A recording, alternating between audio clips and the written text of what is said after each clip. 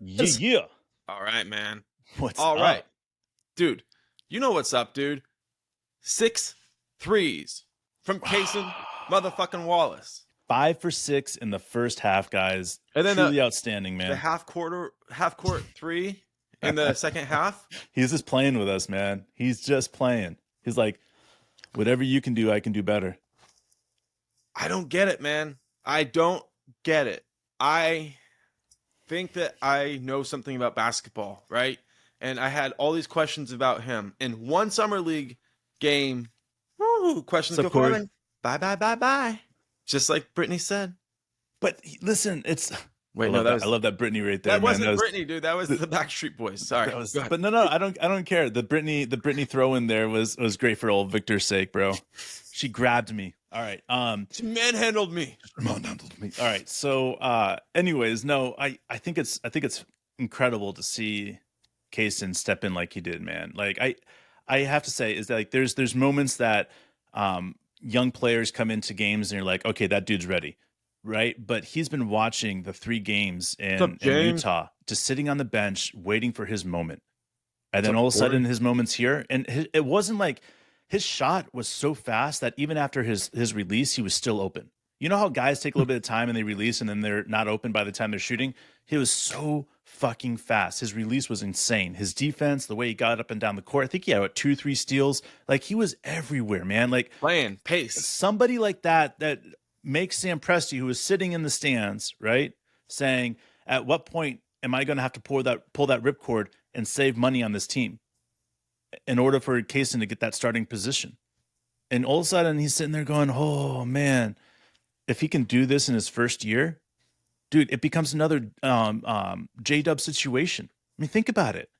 If he comes out there and he does what he did in the summer league and he's just dominating, how are you going to keep him coming off the bench? You can't. You can't.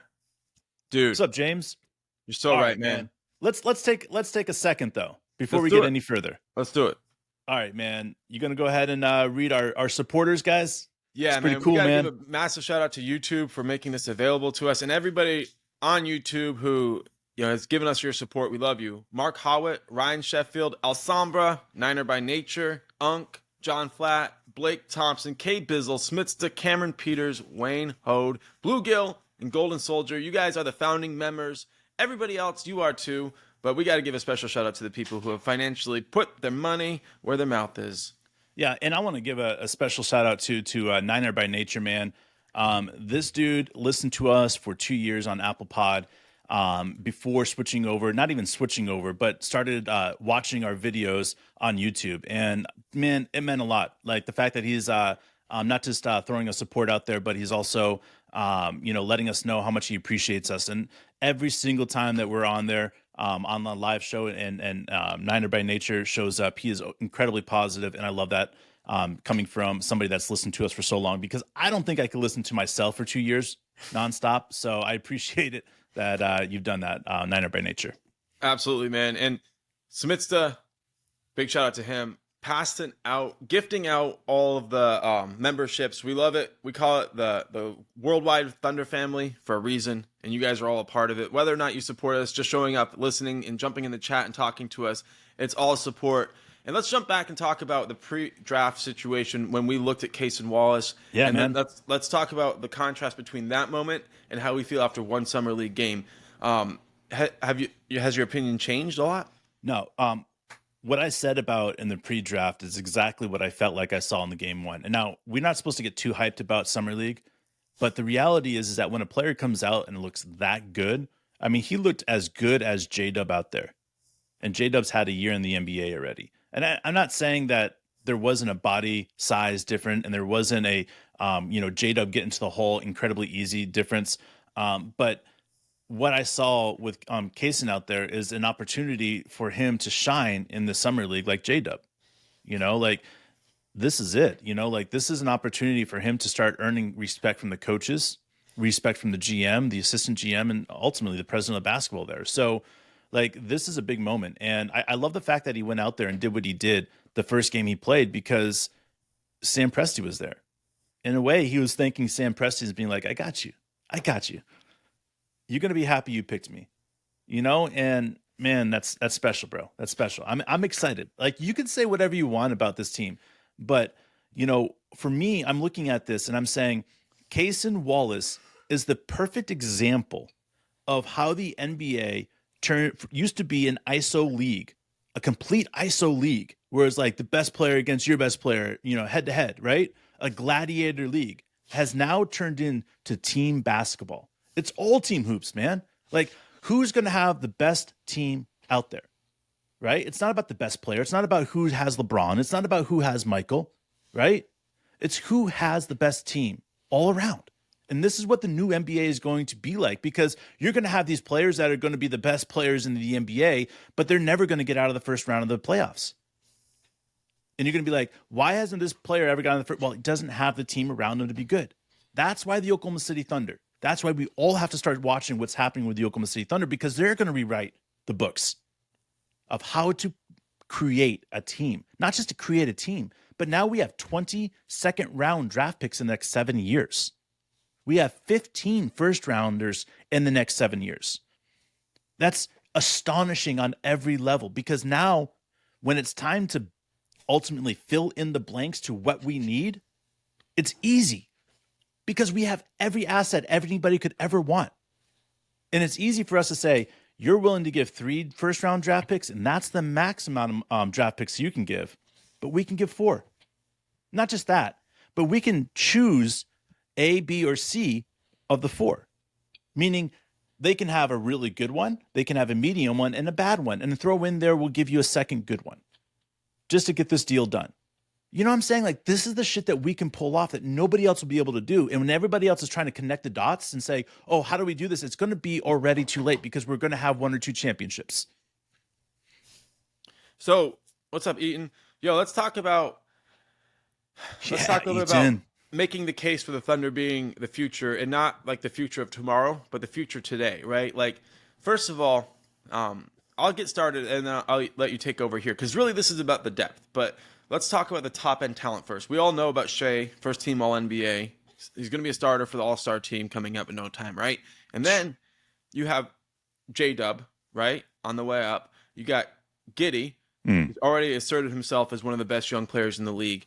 You throw in there Chet, you throw in Cason, right? We can get easily excited about Dort. We can get excited about J-Will, what they bring to the defensive side and stuff like that. But really, when we start talking about the players, we don't talk about being 5 deep, 6 deep, 7 deep. No, right? We don't do that, because that's for other teams in the league to talk about. We got the best 7 players. Cool. We're 15 deep. Right. How else do you want to explain this, guys? We have 15 guys. We have 3 teams that can go out there and dominate. I think it's like 75 different combination of players that we can play at any given time. How many teams are going to be able to play with that? What's up, Frank? Frank? I'm thinking, like, only teams that don't have top end talent can do something like that, right? You can't have top end talent and that level of depth, right? No. And Frank's a great question here, dude. If we're healthy, do you think our time is now? Conference finals. And that's what I want to say. Like, I do. I think our time is now. I don't think it's tomorrow. All right. I'm a little bit more of a realist. I'll be honest with you. I like to think about things a little bit more. I hear what you're saying with this, Mark, and I applaud you, because, like, in every aspect, I want to say this is the year for the conference final, right? But for me, like, I look at this team, and even making it to the first round of the playoffs is a successful year. You know, like, to me, that's where I'm looking at this team, and I get it. Like, I want to see this team win more, but the reality is that this team hasn't had a chance to play a 7-game series. And so if we go into that 7-game series and we have a bunch of hiccups and we'll have a learning process, I'm still applauding and excited about this season. But if we go out there and we just sweep the first team, and then we go out there and we go and win game in 6 in the other second round, and we get to the conference finals with just having, like, no competition essentially, then I'm all for it. You know what I'm saying? I'm all for it, because at that point we're ready. We are fucking ready. But how close are we to that? I don't know, man. I'm still trying to figure that out. So this is where I get myself in trouble. J-Dub is so good. Like, it's hard to really know what we're going to be able to do until we're out there playing against the other competition in the NBA.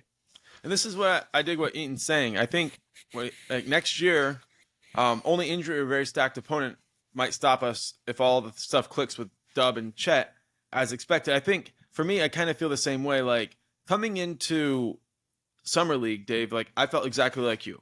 And I talked about it a lot. Like we shouldn't set the expectations too high. And if we but you're not setting expectations. You're just saying what you think. right, That's not expectations. If we got to the playoffs, I felt like that was good enough. If we could get in at if we could skip the play-in, get in at the 5-6 seed, if we had a chance to win the play-in and get in, either one of those things would have been, good enough. But the Summer League has me thinking irrationally. And I know that it's really, really silly to get too pumped about Summer League. Every single year, everything that we've ever learned has let it flow, bro. Do this. But Chet is that good. Defensively, he's just that good. And I get offensively, there's still some questions and stuff, but he's still, even with being rusty, he adds so much to the team. Yeah. And Cason is that good, bro. That chase down block Chet had last night. Mm-hmm.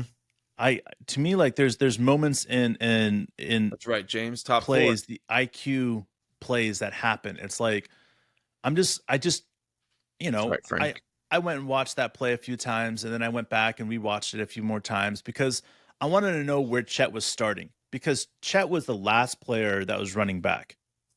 He was the last player. He went from the last player from running back to blocking the first player that was getting down the court. I mean, like truly spectacular. Like the way that he just opened up the speed for 4 strides, and that's all it was 4 strides, and then he was there. Like it was like, what? Like we can say whatever we want, but that motor that he has to make it a competition. Like I missed that offensive board, right? Now I'm going to get back and create a defensive stop. Now the play didn't go our way because they ended up getting a 3-pointer out of it, right? But the point of it is that Chet's like, oh hell no, that's not how this is going to happen. The competitive edge forced him to get up that court. It forced him to get to that next gear, and it forced him to get up and block that ball. That is what we've been all talking about. We've been saying it since day one. There's that, different aspect to Chet that nobody else is really truly understanding in the game. And then we heard what Patrick Beverley said, and I was like, that's what I've been saying, guys. That's that dog in him. Like he's willing to do whatever it takes. And I think about it, like, that's the biggest question I had about Victor. It doesn't mean that Victor's not going to be a great player, right? But the difference between having the dog in you and not having the dog in you is the difference between being a cat in the NBA, right? And being a LeBron in the NBA. I mean, that's the difference, like you both playing power forward. Victor, does he seem like more of a cat or a LeBron? Dude, it just reminds me of a cat. When every single time I watched him play, it just reminded me of a cat. And that's the thing about it. When I watched Chet play, Chet has that, I want to be the best no matter what. And when he tells you about it, you believe it. Like the way he says it, you believe it. Like Victor's like, yeah, I really do want to be the best player in the league. I mean, like, where's the belief? Like that's what I'm saying, is that there's a difference between Chet and the rest of the guys in the league right now. And it's that mentality of he wants to get it done. And then you add J-Dub into that mix, and you add Shea into that mix, and you add Josh Giddey into that mix. We have guards that are power forward and forward size guards that are going out there. Right? And then we have Dort playing defense like he does. Man, this is insane. We watched Chet the other day in Salt Lake City play point guard. Like, it's insane, guys, what we can do with the ball. Like, everybody else is sitting there saying, oh, what if we do this? Oh, what if we do this? No. Let us show you how to do it. You get 15 players that can play, 12 of which are going to be guards. And you're going to play so hard and so good that everybody else is going to sit there and try to figure out how to connect the dots. How did this team get so good that they can play 15 guys against us? Dude, we appreciate you, James. Thank you. Listen, Dave. Yeah, James. Let's back up to last year. Last year, Summer League, it was mostly about Chet. We got excited about J-Dub, but most people were like a little bit unsure of what we were really seeing. Right? Dude, what did we say about J-Dub after the preseason, though? I don't remember, but I know we were. I said that I felt like J-Dub was going to end up being one of those players that is going to end up being in the top 5 in the Rookie of the Year, because he showed too much in that aspect. And I saw the same thing in Cason, man. So let me ask you with Cason, because like Top five, baby. With J Dub, we were like, all right, where he started and where he ended wasn't the same. Like he came in, obviously he broke his face at the like first game, and then so he got a little like stutter step at first, but then he started catching rhythm. By the second half of the season, he was a different player, right? He found a way to fit in and stand out at the same Who time. broke his face again? It was the Timberwolves, but I don't remember. That's right. I don't remember which guy got him, but um, my question with Kaysen is not necessarily where he'll start the season, but where do you see him contributing in the second half of the season as he gets like really into the flow of what we're trying to do? All right. Daniels, that's right. When I scouted him, I said I felt like if he was going to play on this Thunder team, I don't know if I said this on air or not, but I felt like if he was going to play on this Thunder team, I felt like he was going to make Dort's job difficult by the end of the first year. Okay. So that's exactly what I'm talking about too, right? Yeah, like the first half of the season, he's going to be getting the flow, finding out his groove, and then it's the second half that he's going to shine, and it's going to be like, okay, guys, what are we going to do now? Because we have a young blossoming player that's ready to go. Because I really like Cason. I like his game. He was my favorite guard on the board. I really like Scoot Henderson, but I knew that he was unable to be somebody that we were going to have on the team. But when it came to Cason, I was like, this is it, man. If we're going to get a guard, this is the guard that we're going to get. And I even said that on the pod. Like, this is the guy that we're going to get if we're going to get a guard. Because there was no other player on the board as a guard that was like, oh, yeah, he's somebody I want on my team. Dude, Cason, the way he talks, the way his demeanor is, the way he's just chill and just relaxed, and the way he gets super amped up and playing defense out there, and how he's able to recover after he gets beat. And there's so many things that he can do that's like, ho. The kid's special. It's not just one thing he brings to the game. It's just not one thing that he's like, oh yeah, he can go out there and score. No. He's a many dimensional player, dude. He's got so many different aspects to his game. It's going to take a long time for us to unravel how good he's going to be in the NBA. Yeah, and like Eaton saying about McDaniels being the one who ended up breaking J-Dub's face. He ended up punching a wall and missing the playing game. So karma got its man. So let's talk about McDaniels, like rookie of the year, right? We can talk about Chet, and we can talk about Victor. We can talk about Brandon Miller, but let's take all those guys out of the question, right? Yeah. And let's just say the top guard for rookie of the year in voting is going to come down to, in my opinion, and it could be wrong here, guys, but Scoot and Cason. Okay, they're going to go 1-2 in guard voting for rookie of the year. Make a case for Cason being a better player than Scoot. Well, Scoot's going to come out and start right away. All right. But with the Blazers, the way they play players, I think it's inevitable that Scoot's going to get injured and he's going to miss a substantial amount of games. So for me, it's about Cason staying healthy. If Cason can stay healthy the entire season and play in all 82 games or play in 78 games or something like that, and average even 15, 20 minutes a game, then yeah, he's going to finish above Scoot, because the Blazers are still in this mode of, Damian time. When they switch off from Damian time and they start trading some of these other players that they have now, then I'll believe what's going on. But like right now, they still got Jeremy Grant. They still got Anthony Simons. Like, got enough players right now that it's like even if Dame goes, like they're still going to try to compete. So if it's just straight up and they both play 78 games, and Scoot's going to have way more minutes than Cason, unless Dort or somebody like that gets injured on this team, then Cason's going to be right up there. Do you think Cason will have a better career than Scoot? I mean, you're asking me. I'm a homer, right? Well, but let's talk about I'm also a realist in that aspect, though. So I think Scoot's going to be one of those guys that he's going to average 23 plus points a game in his career. He's going to do very, very well. But I think Cason is going to be known as a starting guard on a championship team. And that right there is going to be really hard to beat, especially if you're the Blazers and you can probably sneak into the playoffs a few times during Scoot's career, you know? Yeah.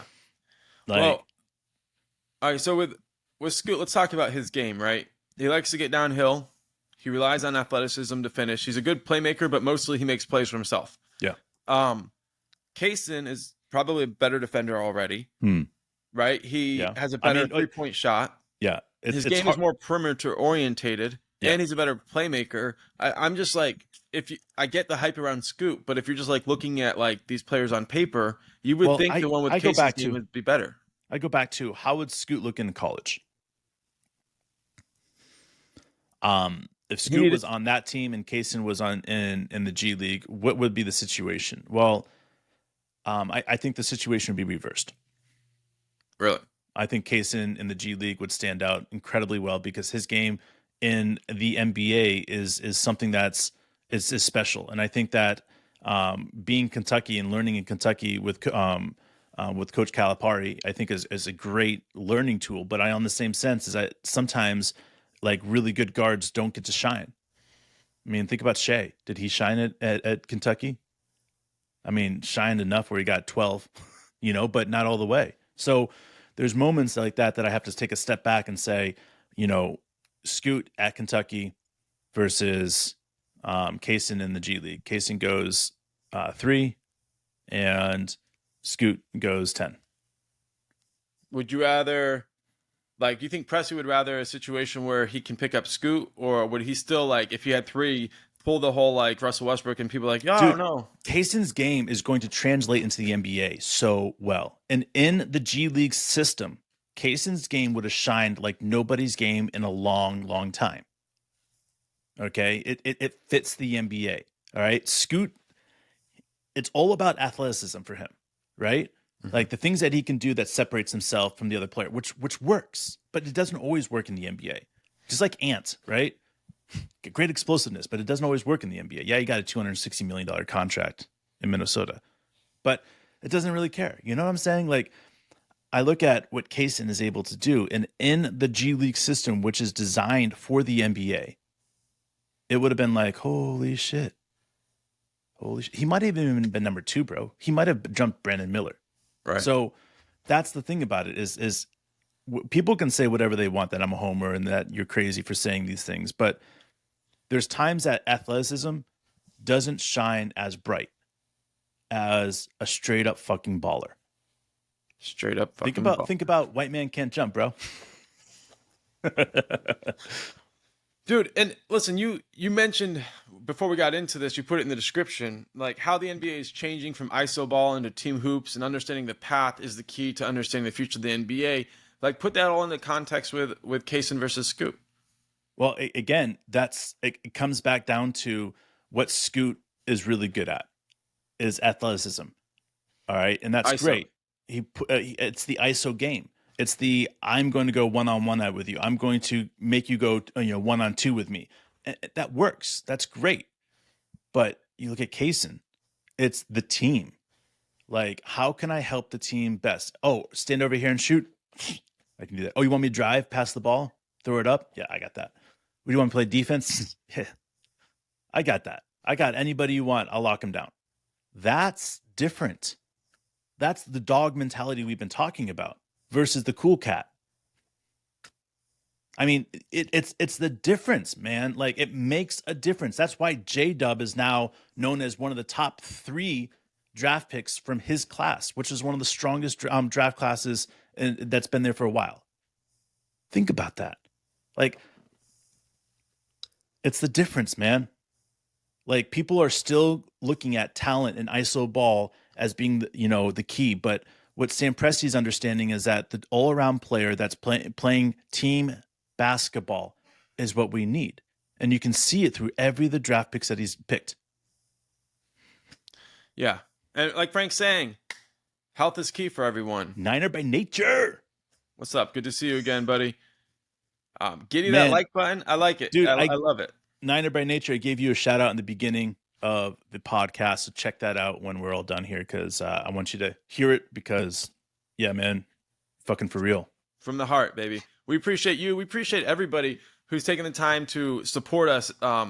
There's just a group of you guys that have made us, like, we've only set up for support in the last 2 days, but Mark Howitt, Ryan Sheffield, Alsombra, obviously you, Niner by Nature, Unk, John Flatt, Blake, Thompson, K. Bizzle, Smithsta, Cameron Peters, Wayne, Hode, Bluegill, and Golden Soldier. You guys are incredibly meaningful to us. All of you are. Just showing up, joining the chat. Like, this is what it's all about. This helps us. We hope that we help you guys get through life a little bit happier. That's all our goal is, right?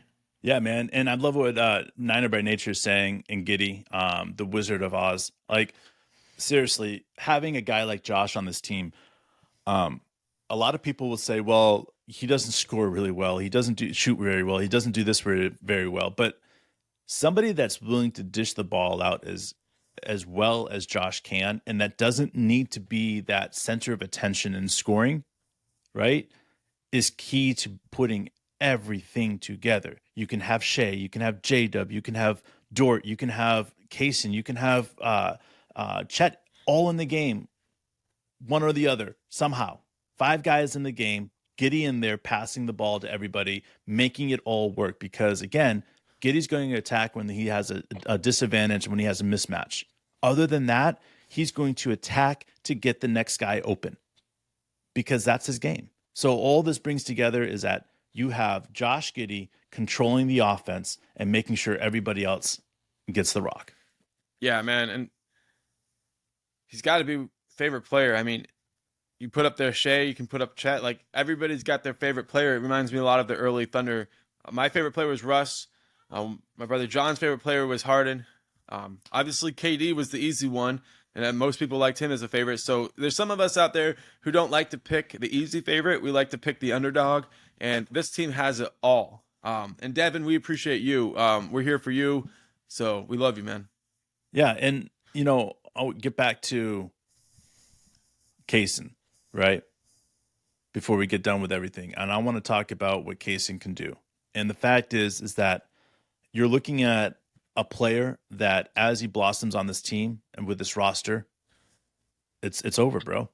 Like, there's going to be very few guys, and when we're all said and done, I still think about every single day that we talk about the Thunder and how lucky we've been to be able to watch all the greats. I mean, think about the 75 greats. We've seen, 5 of them in Oklahoma City? It's been incredible, right? Man. We get to see that. Well, guess what? That's happening again. I mean, that's happening again. When there's the greatest 100 basketball players that are all getting together, right? We're going to be seeing Chet as an old man in there. We're going to be seeing Shea as an old man in there, right? We're going to be seeing these guys in their 40s that are in there, and we're going to be like, man, we got to saw those guys in their prime, and telling our grandkids about them. And that's what's so crazy about this team, man. Like, you can say, oh, yeah, we're only going to have 2 or 3 of those. No. This team is going to continue to draft players, are going to continue to trade players. And it's going to be one of those situations where we're going to see a number of the top 25 players over the next 25 years play for the Oklahoma City Thunder. A number of them. Because look at what we've already accumulated. It's just a matter of time before it all starts coming together and we start trading picks and we start picking up other players and we start drafting these insane players that all of a sudden it's like, how did the Thunder pick up blank again? This is insane. They picked up another top player at number 10 or number 12. All right, man. Fun. And Frank, exactly, man. Defend, rebound, dribble, pass, shoot. Man, we play it. Make decisions. Make them quick. Say hi. Hi, Mark. You like his beard? Yeah, you beard. Niner by Nature. I don't think we play today. Anybody out there know when our next game is? Appreciate that, man. Hold on 1 second right here. I had it pulled up. I thought it was. And Niner's asking us this question, but first of all, he says Dynasty, all caps, baby. Dude, all right, man. I'm all for dynasties, man. We get excited too, man. Obviously, that's the mission, right? First we want a chip, but after that, man, like, we see the way this is being built. It ain't normal. Tuesday, 6:30 p.m. Okay, we play the Rockets. All right, the Rockets, and like, and then we play again on Wednesday against the Pacers at 7:30. So Niners asking this question: do you think Dort is in trouble because of Cason? And James thinks that he might already be over for him. I said this Here, I'll be right when we back. Though. drafted Cason is that this is Dort's 2 years notice. But here's the thing about Dort. If I think Dort's improved his game tremendously this year, so I don't think this is going to be the circumstance. But I do believe that we're sitting in a circumstance that in the next 2 years that Dort will be traded. His contract, obviously close to $20 million, or if not $20 million a year, is a very tradable contract. And on top of that is that when we get to that point where we're trying to sign Josh Giddey, Chet, Shea, J-Dub, all these guys, we're needed to have as much flexibility. So some of the smaller contracts that we have that are like, 12 million or 14 million or 20 million, those are the ones that are going to be stripped. And it's fine. But I do think that Dort is in that situation where if Cason keeps playing well, he's gonna be in trouble. I mean, like he's gonna be in serious trouble. Do I think that we will move Dort to the bench? No, because I think that will devalue who Dort is, and I think that keeping him playing in that starting role will keep him at a very good value, so that you can add a draft pick to him and move up maybe, I don't know, 7-8 places in the draft. So if you're sitting at like a place at like a 10, 12, and you want to move up into the top 5, like Dort is a very good piece to add to that, to be able to do so. So it will be interesting to see what Sam Presti can get out of it. There you go. Like Niner by Nature said, very affordable contract. And Nancy, thank you. Next game is Tuesday at 5:30 Central. Appreciate that, Nancy. You got Mike, Mark. I can't get enough of Cason, bro. I'm pumped. I know, dude. Like it's all one of those beautiful things if we're looking at the fact that we're even talking about Dort being switched out, because here's the thing that was so crazy is last year we were talking about Dort being switched out and trying to find a power forward with J-Dub being switched out with Dort. But now we're talking about J-Dub in that starting lineup, right? Yeah. And Dort's still there. And it's crazy, man. Like there is no forward position right now on our team, and I love it because Josh Giddey can play that forward position if we need to. I mean, he's gotten thick. I mean, Josh has gotten big. He's ready at that 6. He might even be 6'10", bro. Josh might be 6'10" now. So, fuck, man. Once you're at that height, man, you can pretty much do what you want to do if you got the game he's to not do skinny. It. He's got those massive bones. He's got those work Giddy bones, I call them, man. They look like massive, like remember when I said we drafted him, I was like, he's not done growing because his ankles and bones and his knee bones and his elbow bones look so big, Yeah. And he's just a big dude. And it's exciting to have somebody like Josh that's out there that can play literally 1 through 4. Any of those positions that he needs to play. And the switch offs are easy for Josh. And he played the center of the zone last year. Like we saw so much from Josh, and adding him to help Cason develop and help J-Dub develop and help Chet develop, like puts him a year ahead of time now. It's crazy, man. Like Cason's going to come into the game and everybody's going to be watching J-Dub or this player or that player and keeping an eye on him. And Cason's going to come up in the game. He's going to be wide open, corner three. And who's going to find him? It's Giddey.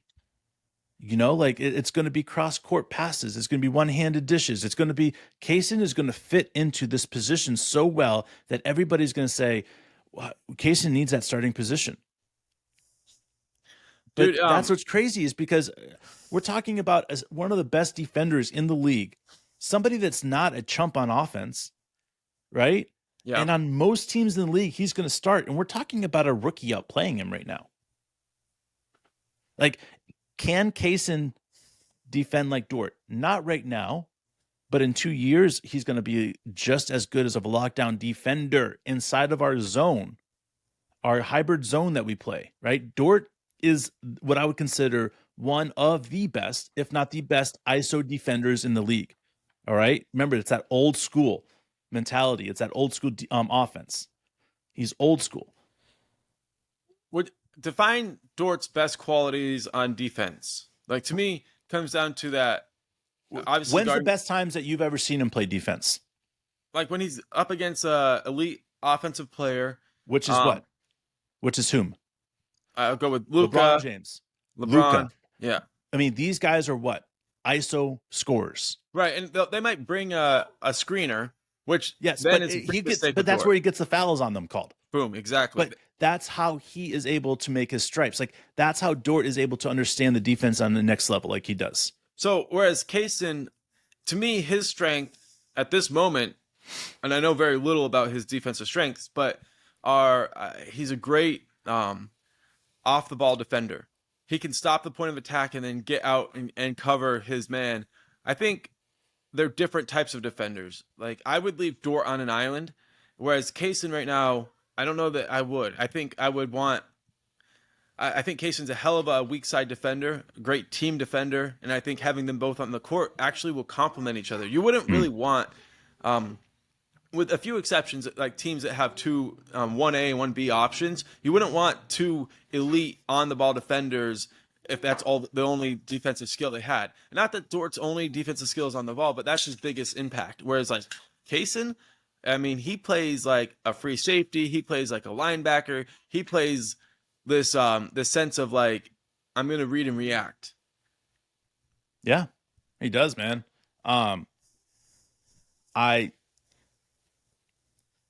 look at the different types of defensive styles that Dort and Cason plays, and Dort fits that old school mentality incredibly well. ISO it up, get it up, and then you've got Cason, who, again, what you're saying, and echoing what you're saying, is he understands where to be at more places on the floor than just one. You know, like, okay, you get stuck in the bottom of the defense. That's okay. You know, like he understands way more about how to help the team out, right? And I go back to what Dort brings to the table, and I'm a huge fucking Dort fan, so don't take this as me bashing Dort, right? But Dort gets the ball and he attacks the hole really, really hard, right? Was it got like a 60% chance that ball is going in, right? Probably not that high. All right, 54%. That's right. There you go. That's what it is. 54%, guys. I think Cason could get to the hole and finish at 70%. And that's more because he has more ups. He has more he has that, right?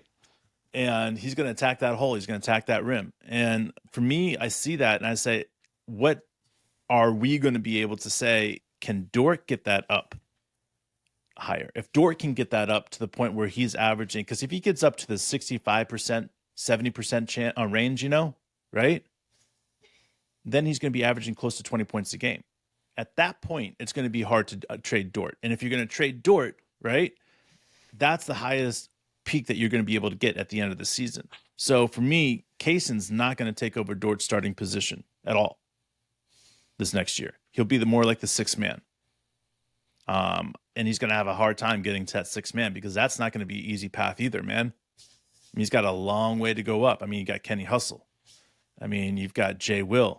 You've got a lot of these other guys that are ready to go out and play and get those six-man minutes, man, because the six-man minutes are significantly more because of the way that Coach D rotates everybody. And in that fourth quarter, the sixth man, who is the true sixth man playing really, really well, is getting those fourth quarter minutes, which, again, it's a lot more.